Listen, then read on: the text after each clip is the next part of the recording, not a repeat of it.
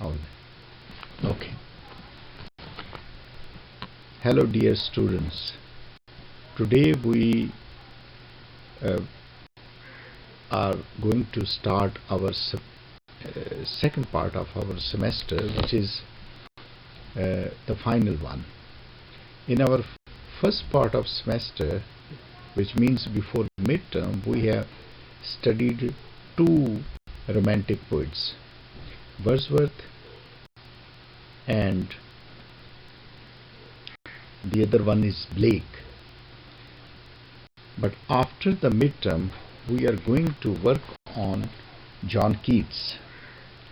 John Keats, as you know, is the major poet and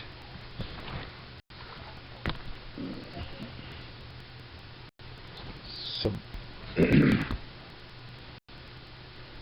major poet, and we will be studying two of his poems, or if we have time, we will be working on three of his poems. First of his poem is Ode to Nightingale, and in the Ode to Nightingale, before we study the poem in detail, I will be telling you about background of John Keats. John Keats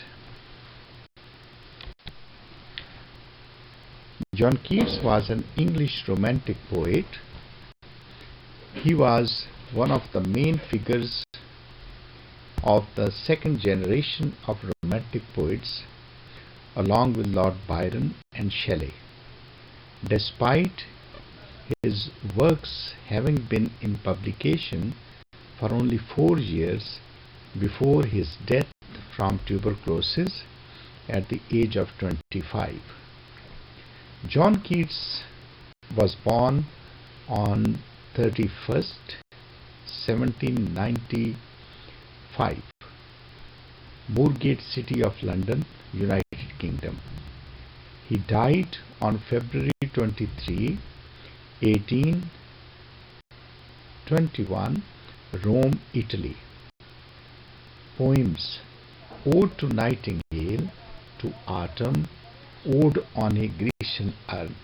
These three poems we will be studying, we will be working on, we will be trying to make clear the message that has been given by John Keats in these three poems.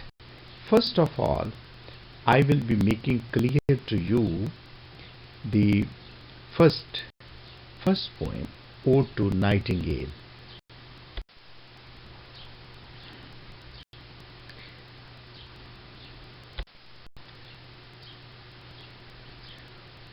Ode to a Nightingale is a poem by John Keats, written in the garden of the Spaniard Inn, Hampstead, London. His senses do not work properly. It seems that his senses, after having seen Nightingale, his senses do not work properly. Keats is deeply in love with the poem, love with the nightingale. He is so mad in love for the cherished bird that his heart aches and he feels as if his senses do not work properly. But why is Keats in such a condition? Though he has not seen the bird anywhere around himself, the happiness of the bird gives the poet joy. Here the reader finds a contrast of emotional states of the poet and the bird. And the bird is permanently happy, but the poet is not. The poet's personal condition doesn't allow him to be a happy person like the bird.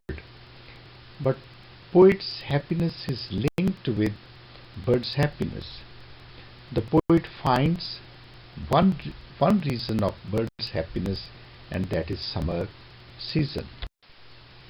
In stanza 2,